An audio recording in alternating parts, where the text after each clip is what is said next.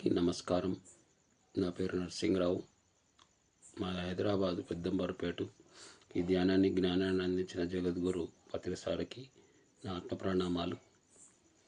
మరి నేను మరణించక ముందే మరణించాలి అనే మరి ఇది పార్ట్ 2. పార్ట్ 2 అంటే మరణించక ముందే మరణించాలిలో సెకండ్ భాగం ఇది. మరి ఎప్పుడైతే పత్రిసారు మనకు కరోనా టైంలో అందరూ మరణిస్తూ ఉంటే అందరూ భయంలో చెప్పిండు. ఆ 100 స్టేషన్లో కూడా ఇదొక స్టేషన్, మరణించక ముందే మరణించాలని చెప్పాడు. ఒకరోజు మనం ఇక్కడ ఎందుకంటే మనం జనాలోకంలో మనకు వెళ్ళిన తర్వాత మనకు జనాలోకంలో ఎలా ఉంటుంది, మనం మరి మన ఇష్టపూర్వకంగానే భూమి మీదకి వస్తాం. ఆ భూమి మీదకి మరి మన తల్లిదండ్రులని మనమే ఎన్నుకుంటాము.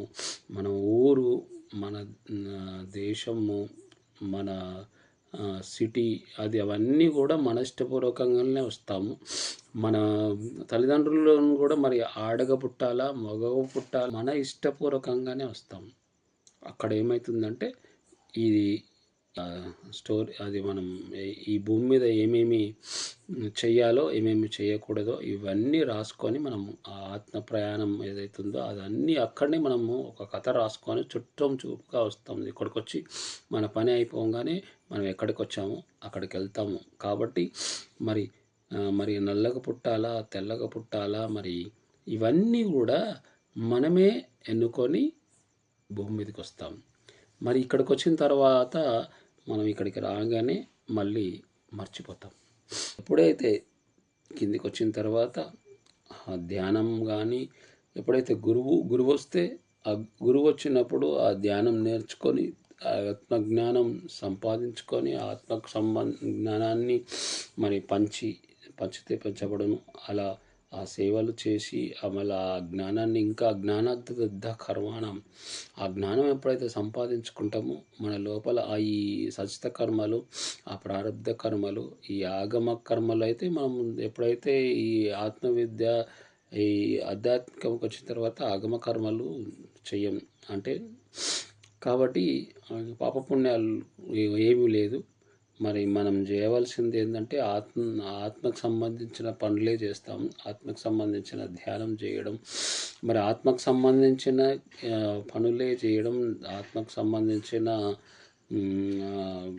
సేవలు చేయడం, ఆత్మకు సంబంధించిన ప్రోగ్రాంలు పెట్టడం, ఆత్మకు సంబంధించిన క్లాసులు చెప్పడం, ఆత్మే భగవంతుడు అని చెప్పడం, ఆత్మకు చావు లేదు పుట్టుక లేదని చెప్పడం, ఇవన్నీ కూడా మరి మనం అక్కడ అది గురువు వస్తేనే చేస్తాం. లేదు అంటే మరి రావడం పోవడం, మరి ఈ భూలోకం భూవర్లోకం సువర్లోకం, భూలోకం భూవర్లోకం సువర్లోకం, భూలోకం భూవర్లోకం సువర్లోకం, అట్లా 300 400 500 జన్మలు అయిపోయిన తర్వాత అప్పుడు ధ్యానం వస్తుంది, గురువు వస్తాడని చెప్తాడు పత్రిసారు.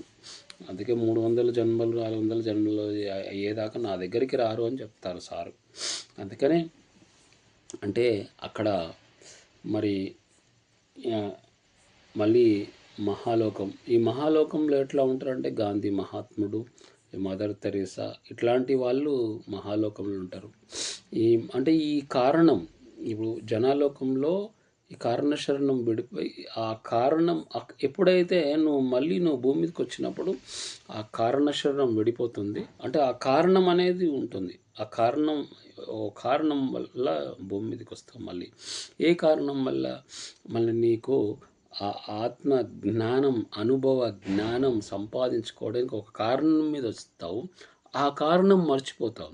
కారణం మర్చిపోయి మళ్ళీ ఆ ప్రపంచకంలో ప్రతి జన్మ కూడా నీకు ఆ గత జన్మలు మళ్ళీ నువ్వు గుర్తుకొస్తూనే ఉంటాయి. ప్రతి జన్మ కూడా మళ్ళీ నువ్వు అవన్నీ నేర్చుకోవాలి. మరి గత జన్మలయ్యి కూడా నువ్వు నేర్చుకోవాలి. గత జన్మలో నువ్వు ఏం చేసావో నేర్చుకోవాలి, నువ్వు ఎక్కడున్నావో నేర్చుకోవాలి. ఇవన్నీ కూడా గురువు వచ్చిన తర్వాత ఆ ధ్యానం చేసి మరి అవన్నీ తెలుసుకున్నప్పుడే, మరి ఆ జ్ఞానం సంపాదించుకున్నప్పుడు మళ్ళీ నువ్వు ఇంకా పై లోకాలకి వెళ్ళడానికి మళ్ళా మహాలోకము, మళ్ళీ తపోలోకంలో ఏంటంటే తపస్సు చేసేవాళ్ళు. తపోలోకంకి వెళ్ళినా కానీ మళ్ళీ భూమికి రావాల్సిందే. తపస్సు అంటే ఎప్పుడు ధ్యానంలో ఉంటాడు. అన్ని లోకాల్లో తిరుగుతూ హాయిగా కూర్చొని తపస్సు చేసుకుంటూ కూకుంటాడు. కానీ ఎప్పుడైతే సత్యలోకంకి వెళ్తారో, సత్యలోకంలో ఎవరు ఉంటారంటే రాముడు, కృష్ణుడు, సాయిబాబా, ఈ రమణ మహర్షి, మన పత్రిసారు లాంటి వాళ్ళు అక్కడ ఉంటారు. అంటే వాళ్ళకి మరణం లేదు. మరణలేని, ఎందుకంటే మళ్ళా మరణం అనేది లేదు. తపోలోకంకి వెళ్ళినా మళ్ళా కిందికి రావాల్సిందే. కాబట్టి మరి మనము మనం ఇక్కడికి వచ్చి ఇలాంటి గురువు దొరికినప్పుడు ఈవెన్ మనకు గురువు వచ్చిన ధ్యానం అంటే కూడా మనం వినిపించుకోం. కొంచెంమంది డీజే పెట్టినా వినరు. అయితే దీంట్లో ఏం లేదు. మనం ఆనందంగా, ప్రతి ఒక్కరూ కూడా ఆనందంగా జీవించడానికే ఈ భూమి మీదకి వస్తాం. ఇప్పుడు ఆత్మ అయితే ఎట్లయితే ఉందో, ఆత్మను గుర్తించి నువ్వు దేహం కాదు ఆత్మ అని ఎప్పుడైతే తెలుసుకొని ఆత్మ జ్ఞానాన్ని సంపాదించుకొని ఆ జ్ఞానాన్ని పొంది పైన సత్యలోకంకి వెళ్ళాలి. ప్రతి ఒక్కరు కూడా పత్రిసారి ఏం చెప్తారంటే, ఈ పిరమిడ్ మాస్టర్లు అందరూ కూడా మరి ఈ ఆత్మజ్ఞానాన్ని బోధించడం, నిర్గుణుడు కావడం, మరి గుణాలు కూడా తమో గుణ, రజో గుణం, సాత్విక గుణం, శుద్ధ సాత్వికం, నిర్గుణుడు కావాలి. మాధవుడు కావాలి. శ్రీకృష్ణుడు, రాముడు, ఈ రమణ మహర్షి, బుద్ధుడు, రమణ భగవాన్, బుద్ధ భగవాన్, ఇప్పుడు పత్రిజీ భగవాన్, ఇది పత్రిజీ భగవాన్ కూడా ఈయన ఒక 11వ అవతారం, శ్రీకృష్ణుని 11వ అవతారం అని చెప్తాం మేము. మేమైతే నిజంగా కూడా ఇంత జ్ఞానం మరి మనకు ఇచ్చిండంటే ఆయన అదే. అక్కడ ఏమవుతుందంటే మనము భూమి మీదకి రాగానే అవి మర్చిపోతాం. మన గురువు వచ్చిన తర్వాతనే మరి మహాలోకంలో, తపోలోకంలో, సత్యలోకంలోకి వెళ్తే మరణం ఉండదు. మరి చావు మళ్ళీ భూమి మీదకి రానవసరం లేదు. నీకు అక్కడే సత్యలోకంలోనే హాయిగా అన్నీ ఉంటే అక్కడే ఉండొచ్చు, ఆనందంగా జీవించవచ్చు.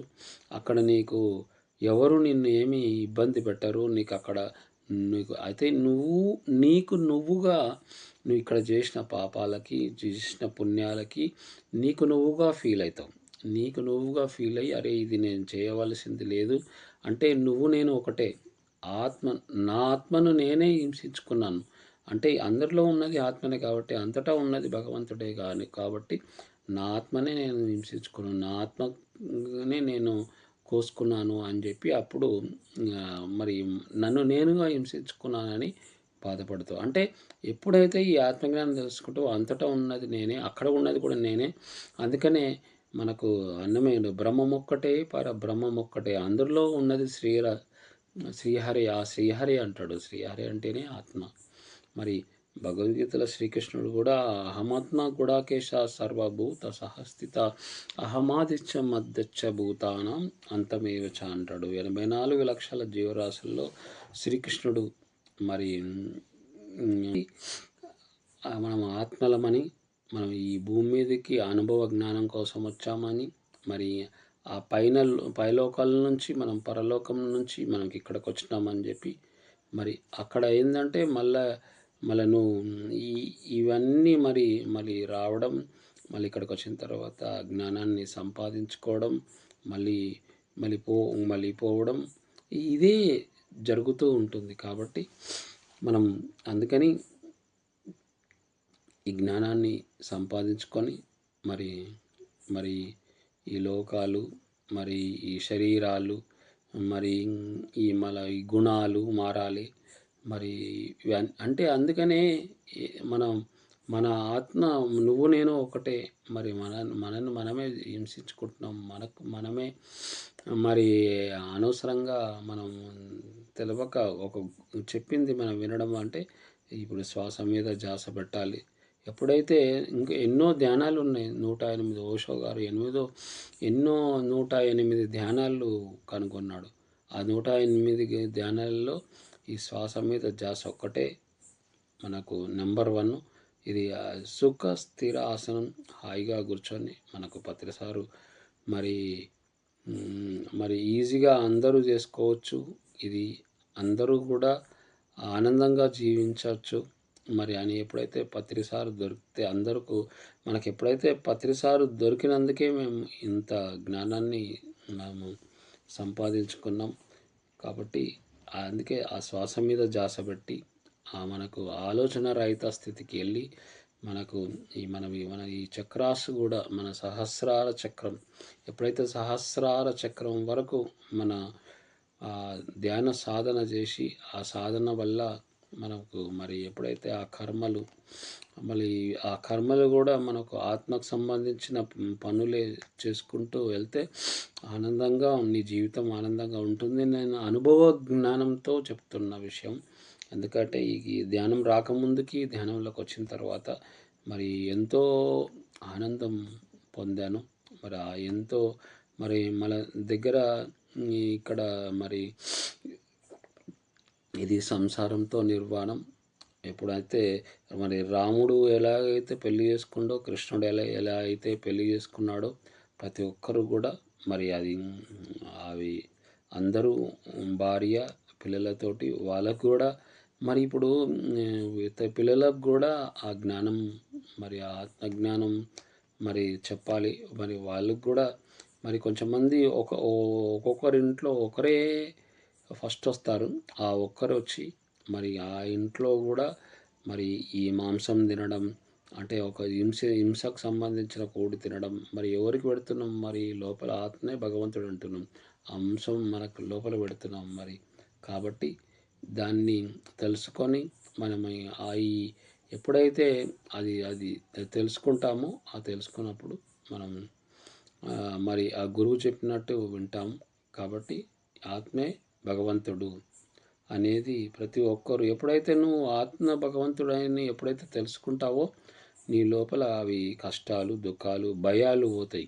ఎప్పుడైతే ఆ భయాలు పోతాయో మరి ఆ భయాలు మెయిన్ మనకు కావాల్సింది ఆ భయాల వల్ల టెన్షన్. మనం గతం మర్చిపోవాలి, భవిష్యత్తు మర్చిపోవాలి. భవిష్యత్తు ఇప్పుడు నువ్వు ఎప్పుడు వర్తమానంలో ప్రజెంట్గా ఉండాలి.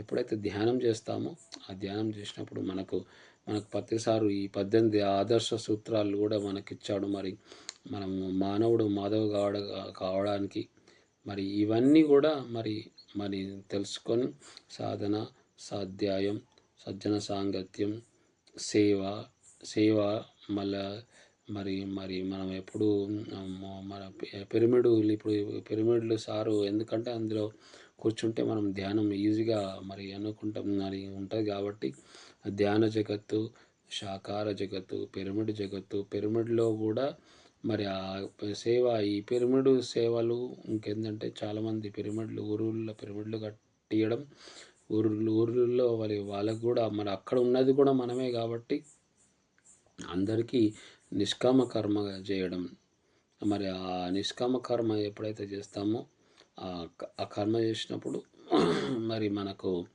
అవి మనం ఫలం ఆశించొద్దు అని చెప్తాడు. ఫలాన్ని ఆశించకుండా నిష్కామ కర్మ చేయాలి. మరి నువ్వు కర్మను కూడా ఆపకుండా చేస్తూనే ఉండాలి. మరి నువ్వు నెల రోజులు ఉద్యోగం చేస్తేనే ఆ జీతం వస్తుంది.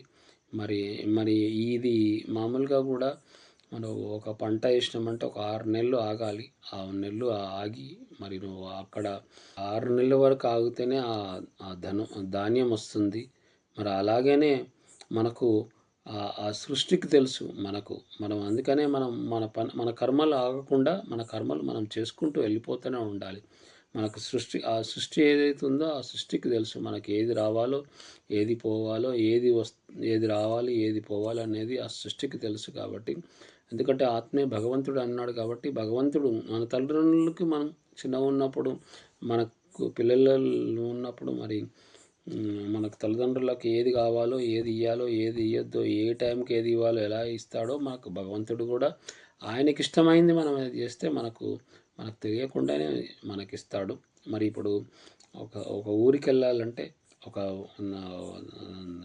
కొడుకు దగ్గర మరి ఖర్చులు ఎంత ఉన్నాయి ఎన్ని ఉన్నాయి అని చెప్పి తండ్రి అటు నువ్వు జబ్బులో పెట్టుకో అంటే లేదు ఉన్నాయి డాడీ నా దగ్గర అంటే లేదు నీకు తెలియదురా నాయన నీకు ఇంకా ఖర్చులు ఉన్నాయని తెలియకుండానే నీ జోబులో పెడతాడు. అలాగనే మనకు కూడా భగవంతుడు మనకు చేయవలసిన పని ఎప్పుడైతే నువ్వు తండ్రికి నచ్చిన కొడుకులాగా ఎలాగైతే మనం జీవిస్తామో, మరి భగవంతునికి నచ్చింది, ఆయనకు నచ్చింది మనం అది చేయాలి.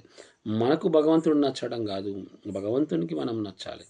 ఆ భగవంతునికి నచ్చింది మనం చేయాలి. భగవంతునికి నచ్చిందంటే ఆత్మను తెలుసుకొని, ఆత్మ జ్ఞానాన్ని సంపాదించుకొని, ఆ జ్ఞానాన్ని పొంది, మరి అక్కడికి మనం ఎప్పుడైతే ఈ జ్ఞానాన్ని పంచితే పెంచబడును. ఇది అందరికీ పంచాలి. అంతటా ఉన్నది పరమాత్మే, అందరిలో ఉన్నది పరమాత్మే అనేది తెలుసుకొని, మరి అక్కడికి మరి అది అయితే ఎప్పుడైతే మనకు మీకు చిన్న అది చెప్తాను. ఒకసారి మరి శ్రీకృష్ణుడు బుక్ చదువుతుంటే నారదుడు వెళ్తాడు. ఆ నారదుడు వెళ్ళినప్పుడు ఆ నారదుడు ఏం చెప్తాడు అంటే, మనకి విష్ణు భగవాన్ ఏమో చూస్తున్నావంటే, నేను అంటే మరి అందులో ఫస్ట్ పేజీ నారదునికి ఉంటుంది. ఎందుకంటే నారదునికి అంటే నాకు నచ్చిన భక్తునికి నచ్చిన పేరు ఫస్ట్ ఎవరంటే విష్ణు భగవానుడు అని చెప్పి ఫస్ట్ పేరు నారదుని ఉంటుంది. అయితే అంటే నారదునికి నచ్చింది, నారదునికి విష్ణు అంటే చాలా ఇష్టం. మరి అలాగే మళ్ళొకసారి వెళ్తాడు నారదుడు. వెళ్ళినప్పుడు అందులో ఫోటో చూస్తే ఏమవుతుందంటే ఆంజనేయ స్వామి పేరు కనిపిస్తుంది. అక్కడ నారదునికి కనిపించదు. అప్పుడు ఏమవుతుందంటే, ఏం స్వామి మరి ఆంజనేయ స్వామికి కనిపిస్తుంది, మరి నాది కనిపిస్తలేదు అంటే, అంటే భగవంతునికి నచ్చిన ఆంజనేయ స్వామికి అంటే భగవంతునికి నచ్చుతాడు నారదుడు. ఎవరు ఆంజనేయ స్వామి అంటే భగవంతునికి నచ్చింది చేయాలి. ఇప్పుడు ఆంజనేయ స్వామి ఏం చేస్తాడు, ఎప్పుడు ధ్యానం చేసుకొని ఉంటాడు. పరమాత్మ రామ్ రామ్ రామ్ రామ్ ఆత్మారామ్ అనుకొని ఆయన అందులో ఉంటాడు. ఇక్కడ ఏంటంటే ఈయన నారాయణ హరి నారాయణ నారాయణ అనుకుంటూ తిరుక్కుంటూ మరి ఈయనకు నచ్చుతాడు కదా, భక్తి మార్గంలో ఉంటాడు. ఆయనకు నచ్చింది విష్ణు అంటే ఆయనకి ఇష్టం. అట్లా కాకుండా భగవంతునికి ఏదైతే ఇష్టం ఉందో అది చెయ్యాలి. భగవంతునికి ఇష్టమైంది ఆత్మ, ఆత్మకు ఇష్టమైంది మరి ఆత్మకు ఇష్టమైంది మనం చేయాలి. ఆత్మకి ఏం కావాలో చేయాలి. ఆత్మకు కావాల్సింది శ్వాస మీద ధ్యాస, ధ్యానం. శరీరానికి స్నానం ఎలా ఉందో ఆత్మకు కావాల్సింది ధ్యానం, ధ్యానమే స్నానం. ఎప్పుడైతే చేస్తావో అప్పుడు నీకు ఆ శక్తి వస్తుంది. ఇంకా బయట నుంచి ఆ మనసు ఏదైతే ఉందో మన అధీనంలో వచ్చి మనకు అప్పుడు అందుకనే భగవంతుడు నచ్చింది మనం చేయాలి, మనకు నచ్చింది కాదు ఎప్పుడు చేసేది. భగవంతునికి మళ్ళీ తల్లిదండ్రునికి నచ్చినప్పుడు కొడుకు బుద్ధిమంతుడు అవుతాడు. అప్పుడు తల్లిదండ్రులు కూడా ఆ బుద్ధిమంతుడు ఆయనకి అడగకుండానే ఇస్తారు. అయ్యా మేము చేసిందంత నీకే అని చెప్పి ఇస్తారు. అప్పుడు ఏంటంటే మరి అప్పుడు ఏం చేస్తారంటే, తల్లిదండ్రులకి నచ్చలేదనుకో ఆ కొడుకుకి ఇవ్వడానికి కూడా బాధపడతారు. మరి కాబట్టి మనకు అందుకనే భగవంతునికి ఎప్పుడైతే నస్తాం ఆ భగవంతుడు కూడా మనకు తెలియకుండానే ఇచ్చేస్తాడు. నువ్వు ఏదైతే మరి ఆ భగవంతుడుకి నచ్చింది మనం చేయాలి. మనకు భగవంతునికి నచ్చిందే శ్వాస మీద ధ్యాస. శ్వాసే గురువు. అందుకని పత్రసారి ఏమంటాడు, నీ శ్వాసే నీ గురువు. ఆ శ్వాసనే గురువుని పట్టుకో. ఆ శ్వాసని గురువుని పట్టుకుంటే నీ మనసు నీ ఆధీనంలోకి వస్తుంది. ప్రజెంట్గా ఉంటావు. ఆ ప్రజెంట్గా ఉన్నప్పుడు మరి మనము మనం మనము మనం ఏ లోకమా అది పరలోకమా అనేది తెలుస్తుంది. మనం మరి మరణించక ముందే మరణాంతర జీవితం కూడా ఉంది అనేది ఎప్పుడు తెలుస్తుంది? ఆ జ్ఞానం వచ్చినప్పుడు, గురువు వచ్చినప్పుడే మరి మరణాంతర జీవితం తెలుస్తుంది. మరి ఈ లోకాలు కూడా ఉన్నాయి, మరి ఈ శరీరాలు ఉన్నాయి, మరి ఇవన్నీ శరీరాలు 7 శరీరాలు 7 లోకాలు ఇవన్నీ ఉన్నాయని అప్పుడు మరి మరి ఇవన్నీ కూడా తెలుసుకుంటే ఏమవుతుందంటే మనకు మరణ భయం పోతుంది. మనం ఇక్కడ లేకపోతే మనం పైకి వెళ్తాం, ఎక్కడికి వచ్చామో అక్కడికి వెళ్తాం అనేది అది అర్థమవుతుంది. అందుకనే ఇది మరణించక ముందే మరణించాలి. ఇది ప్రతి ఒక్కరు కూడా తెలుసుకోవాలి. ఇది అనుభవపూర్వకంగా అనేది మనం అందరము తెలుసుకొని మనం ఇప్పుడు ఏ భయం లేకుండా మనకు మరణం అంటే భయపడే అవసరం లేదు. మరి మనం మనం అందరము ధైర్యంగా మనం చేసే పనులు కూడా మరి ఎవరిని హింసించకుండా మన శ్వాస మీద ధ్యాస పెట్టి హాయిగా ఆ పరమాత్మతో ఉండడం. ధ్యానం అంటే ఏంది?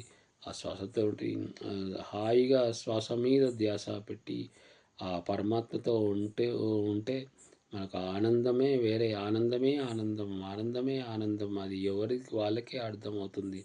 ఆత్మ కనిపించదు, ఆత్మ కనిపించదు, కరెంటు కనిపించదు, లైట్లు కనిపిస్తాయి కాబట్టి కరెంటు కనిపించదు. మరి కరెంట్ ఎంత పవర్ఫుల్లో ఆ కరెంట్ కంటే ఈ ఆత్మ ఇంకా పవర్ఫుల్.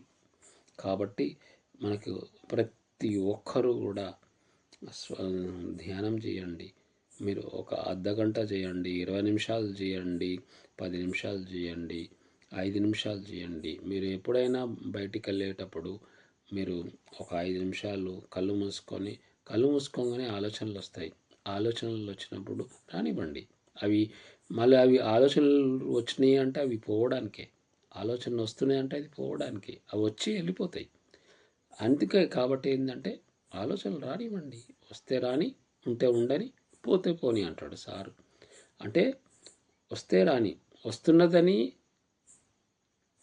వస్తుందని ఆనందంగా నువ్వు అది ఆనందం పొందకు.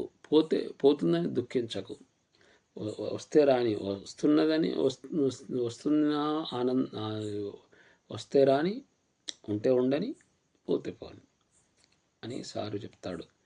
కాబట్టి ప్రతి ఒక్కరూ ఈ మరణాంతర జీవితం ప్రతి ఒక్కరూ తెలుసుకోండి. మరణించిన తర్వాత కూడా మరణాంతర జీవితం ఎవరు కూడా కష్టాలకు, దుఃఖాలకు, బాధలకు ఎవరు కూడా మనము అనవసరంగా మనం ఎలాంటి మరి పిచ్చి పనులు చేయకుండా మన కష్టాలు వచ్చినప్పుడు ధ్యానంలో కూర్చోండి, శ్వాస మీద ధ్యాస పెట్టండి. ఆ పరమాత్మనే మనకు మార్గం చూపిస్తాడు. మాకైతే నేను మన శ్రీకృష్ణుడు నన్నే నమ్ముకోండి, నన్ను అంటే ఆత్మను నమ్ముకోండి. మన లోపల ఉన్నది ఆత్మే ఆయన్నే. ఇవన్నీ తయారు చేసుకుంది ఆయన్నే. మనం తల్లి గర్భంలో చిన్న పిండంలా వస్తాం. పిండంలో బ్రహ్మాండం. ఈ బ్రహ్మాండాన్ని, ఈ మాంసం ముద్దని మంత్రపిండం చేసుకోవాలంటే మరి ఇంత పెద్దగా చేసుకుంది ఎవరు? ఆత్మే. మన లోపల మన 200 క్రియలు ఎవరు చేస్తున్నారు? నువ్వు చేయబెట్టేమని చేస్తున్నావా? ఒక అన్నం వేసిన తర్వాత లోపల అన్నీ ఆ పిప్పి అంతా బయటికి వెళ్ళిపోయి అవసరం ఉన్నదాన్ని ఇన్సులిన్ తయారు చేసి బ్లడ్లోకి పోతుంది. మరి ఎవరు చేస్తున్నారు? నువ్వు చేస్తున్నావా? శరీరం చేస్తుంది అనుకుంటుర్రా? మనసు చేస్తారు అనుకుంటారా? బుద్ధి చేస్తారు అనుకుంటారా? కాదు. ఆత్మకు ఎంతో శక్తి ఉంది. అది ఆత్మ చైతన్యం. అది అద్భుతమైనది. బుద్ధిని తయారు చేసుకుంది అదే, మనసు తయారు చేసుకుంది అదే, మన శరీరం తయారు చేసుకుంది కూడా అదే.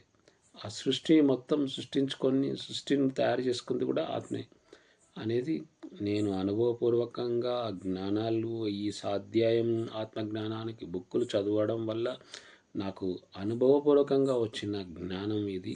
అది నేను కాదు, ఆత్మ నుంచి వస్తున్న ఈ ఇవి మాటలు. ఇప్పుడు నేను అంటే ఆత్మే, అంతటా ఉన్నది పరమాత్మ. ఇది అందరి కోసం అనేది కాబట్టి అందరూ ధ్యానం చేయండి, శ్వాస మీద ధ్యాస పెట్టండి. Okay, thank you.